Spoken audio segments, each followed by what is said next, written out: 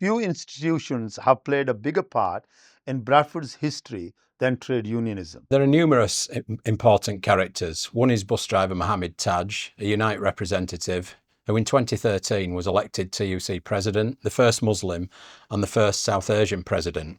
A 64-page booklet released by Unite the Union in 2018 on one of our own members in Unite Northeast 3027 branch. Originally formed in 1922, Mohammad Taj is unique in detailing the life of a UK BAM trade unionist. As a constantly elected workplace representative in the TGW, then Unite, Mohammad Taj exposed exploitation and discrimination. One major advance is on pay and conditions, equality and justice, and supported workers in struggle everywhere. He reached out to youngsters in the fight against fascism and imperialism. He persuaded others like myself to become active trade unionists. I was born in 1952 in a small agriculture village called Kunjar Mal in the district of Mirpur in Pakistan, administrated Kashmir. My father, Mohammad Shafi, was a long-distance truck and bus driver with the Zaman Shah Transport Company. This post meant he was frequently away from home. As I grew older, I was expected to help with many chores on the small family farm, where two main crops, wheat in the winter and corn in the summer, were grown, along with lentils. I was to miss out much of my early school years. I was given the wrong injection to treat a malaria illness, and I became so unwell that I was given just 3 months to live. In the event, I made full recovery. In 1960, my father left for Britain. He contracted TB, an infectious disease which attacks the lungs, treatment for which locally was affordable only by the richest people. He was treated by the NHS in an isolation unit in Grassington, and following his recovery, he moved to Bradford. As he was informed, many other Asian people lived there. He found accommodation in a multi-occupied house and began paying his way when he found work in a local mill. When it later became clear that where we lived in Pakistan was going to be flooded to make way for a dam, then my dad decided it would be best in 1966 to migrate. My mother, Fazl Begum, myself, and my oldest sister, Shamim Akhtar, and two brothers, Riaz Ahmed and Arshad Ahmed. We were very excited. Moving to Britain would mean the four of us at this time would see our dad regularly from there on. My sister Tanveer and Paveen were born once we were settled in Britain. My dad bought a rundown terraced house. I needed to learn English before finding work in a series of largely unskilled jobs at local textile mills, Colourflex, James Tankard, and Brown Muffs, a department store where I was the only black staff member. I found some colleagues would ignore or be hostile towards me, but I did strike up a lifelong friendship with Jerry Sutcliffe, who later became a Bradford MP. I married Naseem in 1973 and was keen to earn a regular income in order to buy a house as we looked towards having a family. We later had two children, Rehan Taj, born 15th January 1976, and Irfan Taj, born 26th of July 1980. Naseem and I celebrated our 50th wedding anniversary in 2023. And we have enjoyed some wonderful years together. And without her, I could never have played such a prominent role within the trade union and labour movement. On 18th of February 1974, I began work as a bus conductor for Bradford City Transport. Months later, it became part of the publicly owned West Yorkshire Passenger Transport Executive. Only workers who belonged to a union, the Transport General Workers Union in my case, worked there. I had previously been blocked from joining the Dyes and Bleachers Trade Union at Colour Flex Dye House because of the colour of my skin. I became a bus driver when I passed my test in 1975, and I became heavily influenced by Richard Jowett, who was a conductor. He came from a long-established political family in Bradford. He highlighted to me racism and discriminatory practices within society and at work, and urged me to get involved in changing this by involving myself in the trade union. I was immediately convinced, but I did play a role in exposing some bribery practices by a Transport General Workers Union branch secretary that impacted badly on Asian conductors and drivers. He was eventually found guilty and went to prison for 18 months.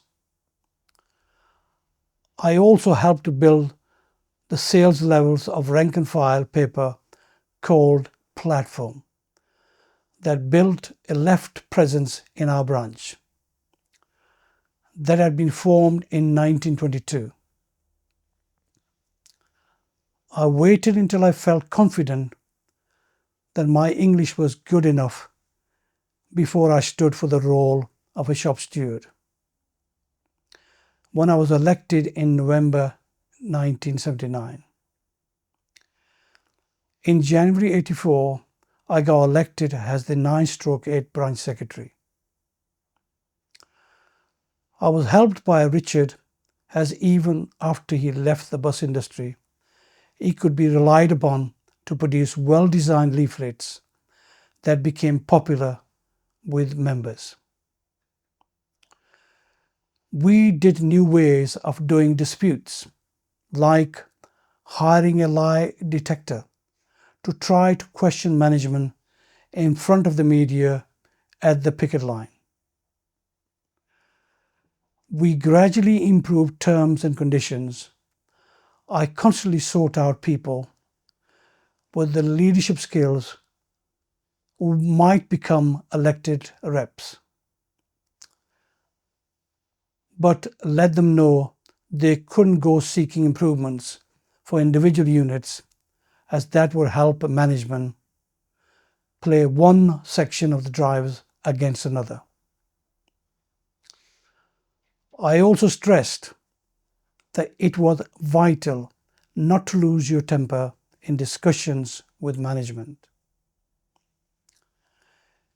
In 1981, I supported the 12 members of Unite Black Youth League, who became known as the Bradford 12, who were charged for conspiracy to cause an explosion after they made a crate of homemade petrol bombs in advance of a visit to Bradford by the National Front, who in the event did not show up. Many young Asians had been killed nationally. The police seemed indifferent. We collected monies for the Bradford 12 for their defence costs, who were found not guilty in a trial that asserted the right of self-defence. The Thatcher government was determined to privatise all public services, and that included the bus industry. In 1985, local authority bus companies had to be run at arm's length. West Yorkshire Passenger Transport Executive was sold for £22 million to Yorkshire Ryder Limited, a buyout led by management employees as an employee share ownership plan, known as ESOP. The 5-man executive board included 2 from the workforce as non-executive directors who were directly elected by the workforce every 3 years. Some years later, I stood for election for one of these positions, but I was told I had no chance of winning. There were too many race seats in depots such as Todmorden. I went out to every workplace in the 5 cities in West Yorkshire and put my case to them and was elected. The company did so well, the management, against my opposition, accepted a huge sum of £38 million to sell it in early 1994. That included a £3 million bonus for the 3 management executive board directors. Yorkshire Ryder was split into 5 trading businesses, and we became part of First Bus. Around this time, management were happy enough to allow me time away from work to be part of the wide-ranging public inquiry into the 1995 Bradford riots, organised by Bradford Congress, a voluntary association of representatives of Bradford institutions, including the City Council. The official inquiry had earlier found that allegations of misconduct and assault by the police against members of the public were entirely without foundation. We found that was not so, but I refused to put my name to our report because it did not want to demand more monies from central government or come up with solutions such as helping local people overcome acute poverty, deprivation, and to recruit more ethnic minority police officers, introduce training programs to combat endemic racism within the police service. The failure to act helped lead to a more violent riot in Manningham in 2001, during which I felt forced to walk into a tricky situation and help to remove a bus with passengers stuck in it from the scene. I had also wanted in 1995 for my own community to act by ensuring children from the Asian community entered school with adequate language skills. Back at work, we continue to make progress by refusing to accept that to win new contracts, we must accept low pay and poorer conditions. We did lose some contracts as a result, but it meant new drivers moved on to the top grade quicker than elsewhere, and the result was that they stayed longer as they were more content. There were fewer accidents. Not having to continuously recruit new staff meant this saved the company millions in training and accident costs that could be used for better pay. I was keen to get more black people to get active within the trade unions and supported the publishing of a new materials for shop stewards courses by the TUC and the Commission for Racial Equality. I backed the 1981 Black Workers, a TUC charter for equal opportunity. I encouraged the teaching of English at work programs. At the Transport and General Workers Union Biannual Delegate Conference in 1987, there were less than 12 delegates from the Black, Asian, ethnic minority community, from amongst 1,200 delegates. I supported the setting up of the Transport General Workers Union regional and national race equality committees, along similar lines early established to increase the role of women within the TGWU. A race equality bulletin started to be produced, and in 1995 there was a successful end to a lengthy racial discrimination case against John Haggis' worsted spinners near Keighley. Nationally, the TGWU stood its ground at Fort Dagenham when 7 black workers successfully challenged racial discrimination that had prevented them getting jobs as a truck fleet driver. They won $70,000 compensation. Race committees no longer became advisory in 1999, giving them full constitutional status with a Black, Asian, ethnic minority representative elected by the BAEM members on the TGWU General Executive Council. I subsequently served for many years on the TUC Race Relations Committee. I don't believe you can be an effective trade unionist without being actively involved in politics. I joined the Labour Party at age 21. Later on, I helped set up a workplace Labour Party branch, and around 8 to 9 members eventually were elected as councillors, thus raising the profile of bus drivers and our industry. I began supporting Jerry Sutcliffe, firstly when he stood as a councillor and later as an MP. I tried to get selected as a Labour Party candidate in Bradford West constituency myself, but lost out to Marsha Singh in the selection process.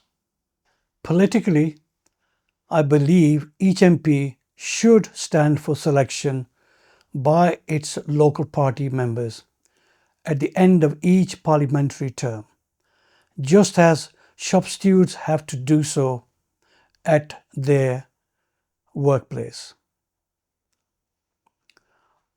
I have campaigned against many British military adventures, including Tony Blair's support for the US invasion of Iraq, during which the country was razed to the ground. And then the coalition forces basically charged the Iraqi people to rebuild their own country. At home, the last Labour government did little to tackle tax avoidance, thus reducing the tax collection needed to pay for better services. On 11th of September 2013, I was delighted to be elected as the TUC President by the TUC General Council, of which thanks goes to the TUC Black Workers Conference for its continuous efforts for direct black representation. I became a member of the TUC General Council in 1999, and I was the first South Asian and first bus worker to be elected as the TUC President. I said during my year as president, I'm keen to reach out to trade unionists in the Arab world where people are living and working in extremely dangerous and unstable situations and help them build strong, independent and democratic unions. Protecting the NHS and campaigning against government policies which have seen the increasing involvement of the private sector will be one of my priorities. The NHS saved the life of my father in the early 60s. I want to highlight the distress being felt by families across the country as people struggle to cope with the fallout from the living standards crisis. I pointed out that immigrants provide the economic boost of 7 billion annually to the country and that with an aging population there won't be the tax income from the numbers currently living here to pay pensioners a decent pension. My trade union managed to persuade my employers to allow me a year away from work, and I thus showed my support on numerous picket lines and was prominent in the Joint Council for the Welfare of Immigrants campaign, featuring posters across the country to help break down prejudice against immigrant workers. When I was subsequently awarded an honorary degree from Bradford University, I expressed my delight in seeing so many Asian young women also receiving their degrees at the same time. I was also pleased to accept an OBE in 2017 for my contribution towards trade unionism, and which I also saw as recognizing the value of trade unions in general, and of which my dad would say trade unionism is its best, a truly noble endeavor.